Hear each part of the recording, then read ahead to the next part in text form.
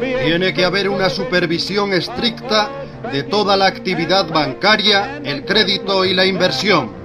Ha de ponerse fin a la especulación con dinero ajeno. El New Deal se asocia a dos elementos fundamentales. En primer lugar, cuando el mercado no puede generar puestos de trabajo por sí solo, tienen que hacerlo las autoridades.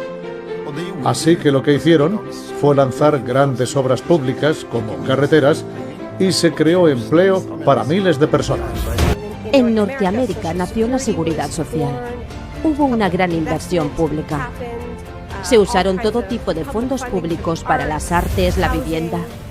La jornada laboral se redujo de 10 a 8 horas. Se crearon las prestaciones por desempleo, se universalizaron las pensiones de jubilación, la educación, la sanidad.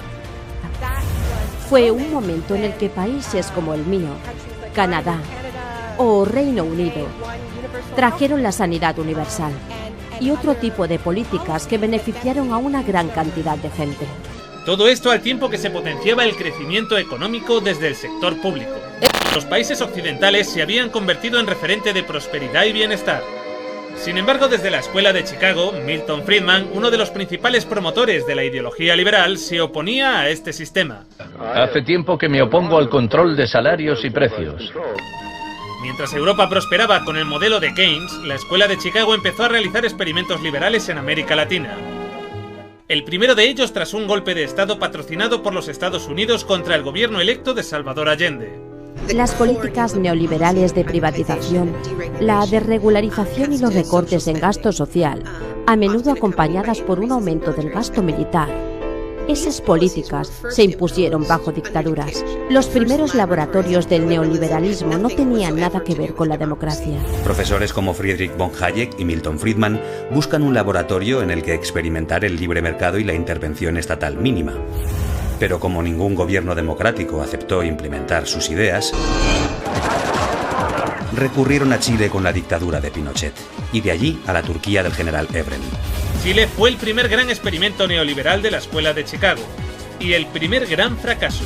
Pinochet impuso las medidas recomendadas por los Chicago Boys, suprimió el control de precios, privatizó empresas estatales, eliminó aranceles de importación y redujo el gasto público.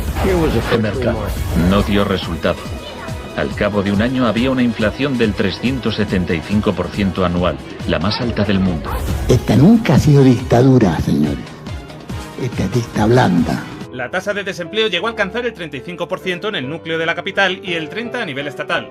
A finales de su mandato la pobreza se había duplicado superando el 40%. Pronto quedó claro que la política económica de Friedman favorecería a los ricos a costa de los pobres. Se calculaba que una familia que intentara subsistir con el salario mínimo tendría que gastar el 74% de sus ingresos en pan. Viajar en autobús o beber leche se había convertido en un lujo. Otro de los grandes experimentos de la Escuela de Chicago fue Argentina. Yo, teniente general Jorge Rafael Videla. Tras un golpe de Estado contra el gobierno de Isabel Perón, se establece una dictadura militar y con ella se impone la economía liberal. Se eliminan las retenciones a la exportación de productos agropecuarios. Se libera el mercado cambiario y financiero. Una de las principales decisiones es eliminar los controles de precios. Así, el mercado se encargará de fijar el valor de los productos sin intervención del Estado. Un año después del golpe, los sueldos habían perdido el 40% de su valor, se cerraban fábricas y la pobreza se disparó. Como en Chile, hubo que aterrorizar al pueblo para que aceptara estas medidas económicas. La tesis de la doctrina del shock es que nos han contado un cuento sobre cómo estas medidas radicales han triunfado en el mundo. Las dictaduras militares se extendían por todo el cono sur en la década de los 70. Argentina y Chile no eran los únicos países influenciados por la Escuela de Chicago.